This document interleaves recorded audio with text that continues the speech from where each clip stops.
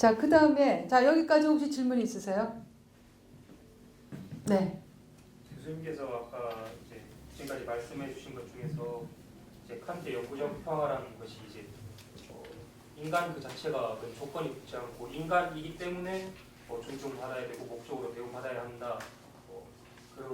그런 방향 말씀해 주셨는데 제가 옛날에 읽은 책 중에서 이제 그리스도교 담론과 불교 담론을 비교하면서 이제 그리스도교적 사랑이라는 담론은 그 자체가 인간이기 때문에 존중받아야 된다고 생각하지만 불교 담론은 그것을 넘어서서 생명이기 때문에 존중돼야 된다. 그래서 불교 담론이 약간 좀 더 표현이 좀 용어가 기억이 안 나는데 좀 더 발전되고 확장된 담론이다. 그런 내용을 읽은 적이 있는데 이에 대해서 교수님 약간 생각이 궁금해요. 제가 결론에서 그 얘기 하려고 그러는데 벌써 미리 딱 해주셨네요. 네? 칸트는 아직은 인간 생명, 그러니까 생명에는 이제 다양한 생명이 있지 않습니까? 인간 생명, 동물 생명, 식물 생명인들이 있어요. 칸트는 칸트는 아직은 동물 생명이나 식물 생명까지 생각하지는 않았어요. 그런데 이제 나중에 제가 이제 나오는 거는 사실은 생명이에요. 생명. 그리고 저는 비교 종교라고 하는 거에 대해서 이제 문제가 많다고 보는 사람입니다. 비교 종교라고 하는 거. 왜냐하면은 자, 예를 들어서 저하고 뭐 성함이 어떤지 모르겠지만 저하고 이렇게 비교 누가 이 사람하고 이 사람하고 비교하세요. 그러면은 뭐를 도대체 비교하는 거예요? 누가 기준을 정할 거예요? 늘 비교에는 기준 정하는 게 있거든요. 미국에서는 이 비교 종교 뭐 그런 거 많이 가르칩니다. 대학에서도 학생들에게 이제 인문적으로. 저는 그 비교 종교라고 하는 건 가지고 있는 교과서들을 보면은 문제가 뭐가 많냐면은 비교할 때는 누가 기준을 딱 세워야 되는데 그 기준이 언제나 서구적, 기독교적 기준이에요. 예를 들어서 다른 종교에서 셀베이션의 개념이 그 종교는 어떻게 보고 있는가? 구원이라는 개념 자체는 사실 기독교적 개념인데 다른 종교 가지고 그걸 또 비교를 해요. 여기는 이게 없다 있다. 그러니까 비교하는 것 자체가 사실은 문제가 많죠. 이건 이제 또 지금 질문해 주셨기 때문에 되는 건데 같은 한국인이라도 이 사람과 이 사람을 비교할 때는 도대체 뭐를 비교해야 되는지 기준을 누가 설정할 것인가? 글쎄 키? 뭐 생물학적으로 여자인가 남자인가? 근데 그게 뭐를 나타내주고 있어요? 존재를 드러내는 건 아니거든요. 그러니까 우리가 비교라고 하는 것, 종교 간의 비교 같은 것도 사실은 굉장히 조심스럽게 해야 돼요. 저는 이제 국제 에큐메니컬 모임에 많이 가는데 거기에서 늘 제가 보는 한계가 바로 그런 겁니다. 다 사이좋게 지내야 되거든요. 다양한 종교들이 왔는데 사이좋게 지내는데 사이좋게 지내기 위해서는 뭐를 하려고 하냐면은 꼭 우리의 공통점이 무엇인가, 뭐 커먼 그라운드를 꼭 찾아야 돼요.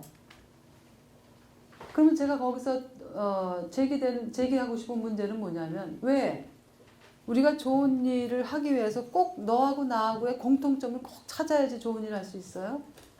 공통점이 없어도 우리는 사이좋게 지낼 수 있고 공통점이 없어도 대화할 수 있거든요. 그런데 종교 간의 대화에서 갈 때 보면 언제나 공통점을 꼭 얘기합니다. 우리 기독교도 사랑이고 당신도 사랑이고 누구도 사랑이고 그러니까 우리는 대화할 수 있다. 저는 더 밑으로 내려가서 공통점이 없어도 대화하고 공통성이 없어도 같이 일할 수 있는 거예요. 그러니까는 이 어느 종교 비교하고 그러는 거는 사실은 우리가 쉽게 가르칠 수 있는 거지만은 그 자체가 문제가 굉장히 많습니다. 그래서 조금 이거는 이제 조금 깊은 얘기지만은 이런 비교와 종교에 대한 제가 왜 이렇게 소리가 났죠? 뭐 괜찮습니까? 제가 뭐 망가뜨린 거 아니죠? 비교라고 하는 것이 가지고 있는 함정을 조금은 더 이제 깊숙이 생각하면은 다양한 문제가 나옵니다. 칸트는 아무리 위대한 사상가 담론이라고 해도 언제나 한계를 가지고 있어요. 칸트의 인간지리학 보면은 거기에는 인종을 4가지로 나눕니다. 그래서 결국은 다양한 이제 그 인간 지리학이라고 하는 칸트 인간 지리학은 우리가 태어날 때에 지리적으로 어떤 그 조건에서 태어났는가가 우리 됨을 결정한다고 칸트는 봐요. 생각해 보세요. 그런 모순이 어디 있어요? 한쪽에서는 모든 인간의 그 권리와 평등성을 주장하면서 또 다른 편에서는 지리에 따라서 제가 이제 그 언젠지 생각을 안 하지만 한국일보에 칸트의 패러독스라고 하는 칼럼 쓴 적이 있어요. 거기서 보면은 칸트의 그 지독한 패러독스죠. 한편에서는 이 세계의 영구적 평화를 위해서 지구 땅에 거하는 모든 사람의 존재론적 평등성을 얘기했는데 또 다른 편에서는 자, 뜨거운 날에 태어난 흑인들은 이 지성적으로 생각할 능력이 없어요. 그래서 그 사람들이 가장 적절한 일은 뭐냐면 그냥 단순 노동하는 것. 그래서 그 칸트가 무슨 얘기까지 했냐면 개조차 유럽에서는 똑똑했던 개가 그 개를 아프리카로 데려가잖아요. 그래 아프리카에서 굉장히 아주 스투핏한 개가 뭐랄까 멍충이 개가 된다. 그런 말까지 했어요. 그러니까 그 인간 지리학을 칸트가 철학만 가르친 게 아닌데 인간 지리학을 굉장히 많이 가르쳤어요. 지리학을. 제가 아마 그 책에 제가 그 횟수를 넣었을 거예요. 교과서가 없는데도 가르쳐서 교육부 장관이 편지까지 낼 정도였어요. 그 당시에. 지리학을 그 처음 교수 생활 할 때부터 끝날 때까지 최후까지 포기하지 않았던 과목이 지리학이에요. 인간 지리학, 휴먼 지오그래피. 근데 제가 칸트 그 전문 서적들이 많거든요. 뭐 저 유명한 저 출판사에서 나온 그 칸트 전문 그 서적들인데 거기에서 이 칸트의 인종적 퀘스천을 그 챕터로 넣은 책들을 못 찾아냈어요. 다 이 칸트의 레이스는 다들 모른 척하고 있는 거예요. 건드리지를 않아요. 왜냐하면 그랬다가는 칸트가 얼마나 어리석은 그 바보스러운 지금 얘기를 했는가. 제가 찾아낸 게 아프리카 학자의 그 포스콜로니얼 책 속에서 이 칸트의 이거를 찾아냈습니다. 칸트의 레이스 퀘스천. 그리고 이제 칸트의 그 휴먼 지오그래피에 대한 책이 이제서야 번역이 됐어요. 이제서야. 생각해 보세요. 칸트에 대한 그 글이 뭐 다 번역되어 있거든요. 근데 그게 이 레이스에 관한 것은 세상에 이렇게 대중적인 지식으로 확산되지가 않았어요. 자, 그런 이제 한계들이 있으니까 우리가 가지고 있는 이 생명에 대한 이해, 그것도 자명하게 아니라 우리의 의식 속에서 이렇게 확산되기 시작했어요. 옛날에 어디 동물권에 대해서 생각이나 했어요. 그죠? 애니멀 라이츠라고 하는 동물권이라고 하는 건 그건 상상도 못했던 얘기인데 지금은 동물권만 아니라 식물권 운동도 있어요. 여러분 들어보셨어요? 식물권 운동. 제가 영국에 있을 때 그 식물권 플랜트 그 라이트예요. 동물에 대한 라이트만 아니라 이제 휴먼 라이트만 아니라 식물도 권리가 있다.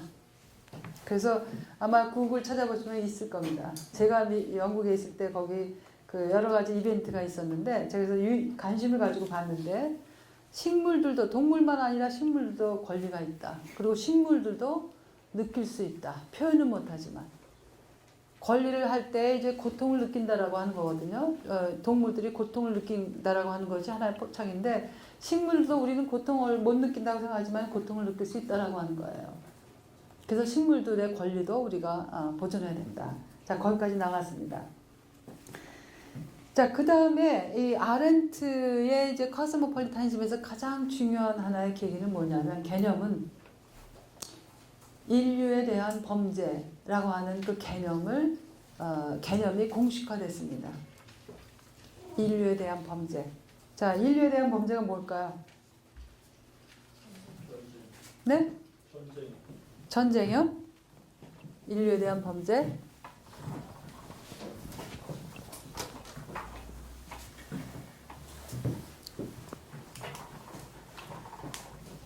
인류에 대한 범죄, 이제 세계 제2차 대전 이후에 사실은 이제 독일의 그 나치 시대 때 그 다양한 그 범죄들이 이제 드러나면서 소위 이제 그 재판들이 많았죠. 그죠? 나치 전범들 재판들이 많았는데 특히 이제 유명한 그 루돌프 아이히만 그 재판이 이제 굉장히 유명한 하나의 그 사례인데 거기에서 사람들이 자 누군가에게 우리가 범죄적 행위를 했을 때 제가 이거를 그러면 좀 위협감이 느끼시겠네요. 그죠? 전혀 던질 그게 전혀 없습니다. 제가 보니까 앞에서 긴장하시는 것 같아요. 제가 이걸 가지고 이러니까. 자, 이걸 놓겠습니다. 자, 우리는 흔히 유대인들을 막 죽였다. 그럼 우리 신생할 때 그건 유대인들에 대한 범죄다. 그죠? 또 여성에 대해서 막 차별하고 억압한다. 그러면 여성에 대한 범죄다. 성소수자에 대해서 차별하고 억압한다. 그럼 성소수자에 대한 범죄다. 그런데 유대인에 대한 그 차별 범죄가 사실은 유대인만이 아니라는 겁니다. 유대인이 누구예요? 우리 인류거든요. 그래서 그 개념이 우리의 의식의 세계에서 유대인들은 그냥 유대인이기만 하다라고 하는 것이 아니라 그 유대인이 속한 우리의 인류, 동료 인간이다라고 하는 의식으로 확장되는 거예요. 그래서 여성들도 여성에 대해서 박해와 모든 것이 있을 때 그냥 여성들에 대한 그 범죄다가 아니라 여성이 누구예요? 동료 인간이거든요. 동료 인간이에요. 그대하고 나하고 동료예요. 동료거든요, 우리가. 동료 인간이라고 하는 의식이 이제 공적 영역에서 사람들에게 인식이 되기 시작하는 거예요. 그러니까 옛날에는 그래 유대인에게 참 비극적인 일이 생겼다. 이러고 끝났는데 그게 아니라 그게 바로 내 동료 인간에게 가한 것이다. 자, 예를 들어서 여러분들이 제가 이제 우리 세월호가 하나의 뭐랄까요? 한국 사회 속에서는 이제 하나의 사건이 되지 않았습니까? 그냥 다양한 보통 명사 중에 하나가 아니에요. 세월호 했을 때. 어떤 의식이냐면은, 자, 세월호에서 여러분들의 직계 가족들이 뭐 죽었다든지 그런 분은 여기 혹시 있어요? 없으시겠죠? 근데 우리의 이 상상력을 여러분들이 그 안에 여러분의 가까운 뭐 부모님, 자식, 아주 직계 가족이 거기서 참사를 당했다고 한번 생각해 보세요. 그러면 그 세월호라고 하는 것이 의미하는 바가 완전히 달라집니다. 왜요? 그건 가족이거든요. 그러니까 이 인류에 대한 범죄라고 하는 그 개념은 뭐냐면 우리가 인종, 국적에 따라서 다 나눠놓고서 우리 혹은 그들 그 의식을 넘어서라고 하는 거예요. 그래서 누군가에게 범죄적 행위가 가해졌을 때는 그게 그냥 그 사람만이 아니라 인류라고 하는 것으로 생각해야 된다라고 하는 거죠. 이걸 여러분들이 기독교인이라면 기독교적으로 연결시켜 보세요. 기독교인들이 뭐라고 합니까? 다 우리가 하나님의 자녀다. 그런 말 하죠. 하나님의 자녀다 그래 놓고서는 그 다음에 돌아서서 성별 가지고 차별하고 다양한 조건들 가지고 사람을 차별합니다. 그거는 스스로 사실은 아이러니를 만드는 거예요. 말로는 뭐 우리가 다 신의 자녀다. 하나님의 형상으로 지음받았다. 그렇게 하면서 돌아서서는 이런 조건 저런 조건 가지고 사람 차별합니다. 가난한 사람 차별하고 학력 좋지 않은 사람 차별하고 또 성소수자라고 나랑 그게 다르다고 차별하고 또 뭐 차별해요? 그러니까 무수한 조건들 가지고 차별을 그렇게 해요. 종교 다르다고 차별하고. 자, 그런 인류에 대한 범죄라고 하는 개념은 사실은 우리가 그냥 나와 그들, 나, 너, 우리, 그들 이것을 뛰어넘으라고 하는 거예요.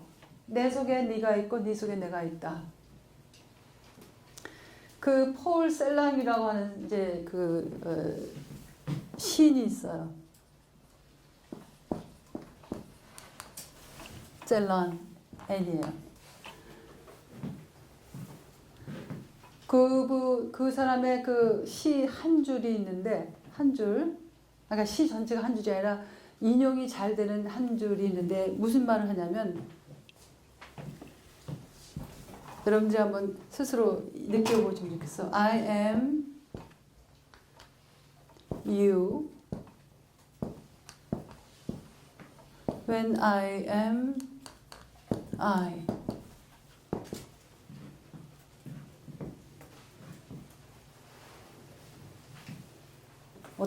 어떻게 여러분들이 내가 나일 때 나는 너다. 자, 나와 너라고 하는 것이 가지고 있는 경직된 경계들의 후련히 뛰어넘는 거죠. 내가 나일 때 나는 너이다. 그러니까 내가 나이지 못할 때는 나도 너가 될 수 없어요. 거꾸로 얘기하면 내가 너라고 하는 사실이 내가 나일 수 있다라고 하는 것을 만들어주는 거예요.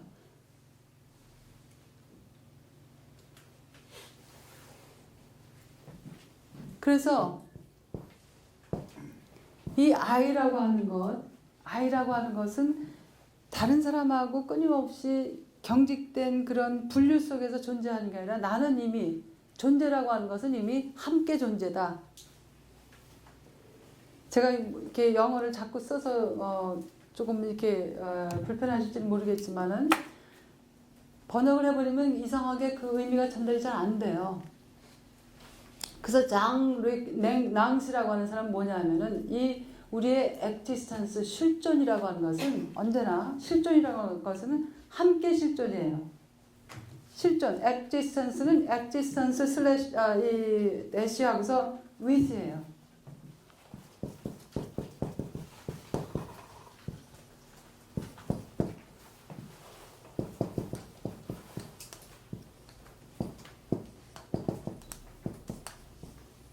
그러니까 그냥 뭐 천상천하 유아독존 이게 아니라 사실은 나의 존재 실존이라고 하는 것은 언제나 함께 실존이에요. 함께 실존.